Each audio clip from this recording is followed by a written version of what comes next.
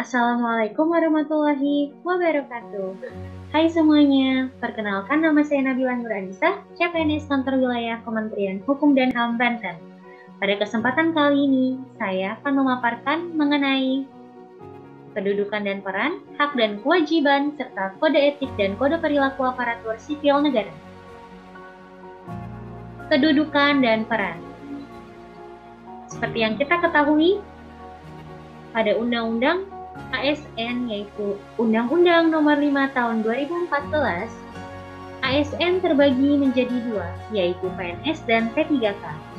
PNS merupakan warga negara Indonesia yang memenuhi syarat tertentu diangkat sebagai pegawai ASN secara tetap oleh pejabat pembina kepegawaian untuk menduduki jabatan pemerintahan dan memiliki nomor induk pegawai secara nasional. Pegawai pemerintah dengan perjanjian kerja atau P3K merupakan warga negara Indonesia yang memenuhi syarat tertentu yang diangkat berdasarkan perjanjian kerja untuk jangka waktu tertentu dalam rangka melaksanakan tugas pemerintahan sesuai dengan kebutuhan instansi pemerintah dan ketentuan perundang-undangan. Nah, manajemen ASN itu sendiri ialah pengelolaan ASN untuk menghasilkan pegawai ASN yang profesional, memiliki nilai dasar, etika profesi, bebas dari intervensi, politik, dan bersih dari praktik KKN. Manajemen ASN lebih menekankan kepada pengaturan profesi pegawai, sehingga diharapkan agar selalu tersedia sumber daya aparatur sipil negara yang unggul selaras dengan perkembangan zaman. Kedudukan ASN. Tidak semua pegawai yang bekerja untuk pemerintah harus berstatus PNS loh. Namun, dapat berstatus sebagai pegawai kontrak dengan jangka waktu tertentu atau yang biasa kita sebut dengan P3K. Tujuannya, untuk menciptakan budaya kerja baru yang menumbuhkan suasana kompetensi di kalangan birokrasi yang berbasis pada kinerja. Pegawai ASN berkedudukan sebagai aparatur negara yang menjalankan kebijakan yang ditetapkan oleh pimpinan serta harus bebas dari pengaruh dan intervensi semua golongan dan partai politik. Kedudukan ASN berada di pusat, daerah, dan luar negeri. Namun demikian, pegawai ASN merupakan satu kesatuan. Kesatuan bagi ASN ini sangat penting, mengingat dengan adanya desentralisasi dan otonomi daerah, sering terjadi adanya isu putra daerah yang hampir terjadi di mana-mana. Sehingga, perkembangan birokrasi menjadi stagnan di daerah-daerah. Kondisi tersebut merupakan ancaman bagi kesatuan bangsa. Peran ASN. ASN memiliki fungsi dan tugas, diantaranya fungsi dari aparatur sipil negara. Yang pertama, pelaksana kebijakan publik. Yang kedua, pelayan publik. 3, perekat dan pemersatu bangsa. Tugas dari ASN yang pertama, melaksanakan kebijakan yang dibuat oleh pejabat pembina kepegawaian sesuai dengan ketentuan perundang-undangan. Yang kedua, memberikan pelayanan publik yang profesional dan berkualitas. Yang ketiga, mempererat persatuan dan kesatuan negara Kesatuan Republik Indonesia. Hak dan kewajiban. Hak dan kewajiban itu dimiliki oleh seorang ASN. Di antaranya, pengertian hak itu sendiri ialah suatu kewenangan atau kekuasaan yang diberikan oleh hukum, suatu kepentingan yang dilindungi oleh hukum, baik pribadi maupun umum, ataupun dapat diartikan juga hak ialah sesuatu yang patut dan layak diterima. Di antaranya, hak yang diterima oleh PNS meliputi gaji, tunjangan, fasilitas, cuti, jaminan pensiun, dan jaminan hari tua, perlindungan, serta pengembangan kompetensi. Adapun hak yang diterima oleh P3K yaitu gaji, tunjangan, cuti, perlindungan, dan pengembangan kompetensi. Sesuai pasal 70 pada Undang-Undang Nomor 5 Tahun 2014 tentang ASN, setiap pegawai ASN memiliki hak dan kesempatan untuk mengembangkan kompetensi.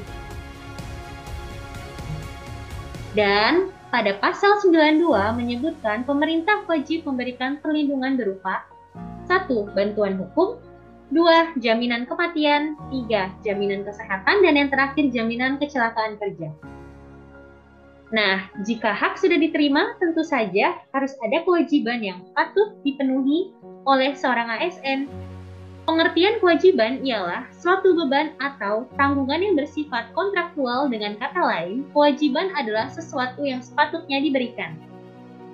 Adapun kewajiban ASN ialah 1. Setia dan taat kepada Pancasila, UUD Negara Republik Indonesia 1945, Negara Kesatuan Republik Indonesia atau NKRI dan pemerintah yang sah.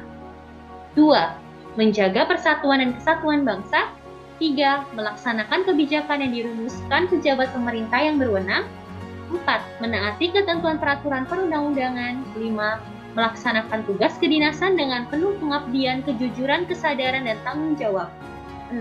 Menunjukkan integritas dan keteladanan dalam sikap, perilaku, ucapan, dan tindakan kepada setiap orang, baik di dalam dan di luar kedinasan. Yang ketujuh, menyimpan rahasia jabatan dan hanya dapat mengemukakan rahasia jabatan sesuai dengan ketentuan perundang-undangan. Dan yang terakhir, bersedia ditempatkan di seluruh wilayah Negara Kesatuan Republik Indonesia. Kode etik dan kode perilaku. Kode etik dan kode perilaku bertujuan untuk menjaga martabat dan kehormatan ASN. Fungsinya yaitu 1. Sebagai pedoman panduan birokrasi publik atau aparatur sipil negara dalam menjalankan tugas dan kewenangannya agar tindakannya dinilai baik. Yang kedua, sebagai standar penilaian sifat, perilaku, dan tindakan birokrasi publik atau aparatur sipil negara dalam menjalankan tugas dan kewenangannya. Kode etik dan kode perilaku berisi pengaturan perilaku agar segala ASN yang pertama, melaksanakan tugasnya dengan jujur, bertanggung jawab, dan berintegritas tinggi. Yang kedua, melaksanakan tugasnya dengan cermat dan disiplin. Yang ketiga, melayani dengan sikap hormat, sopan, dan tanpa tekanan.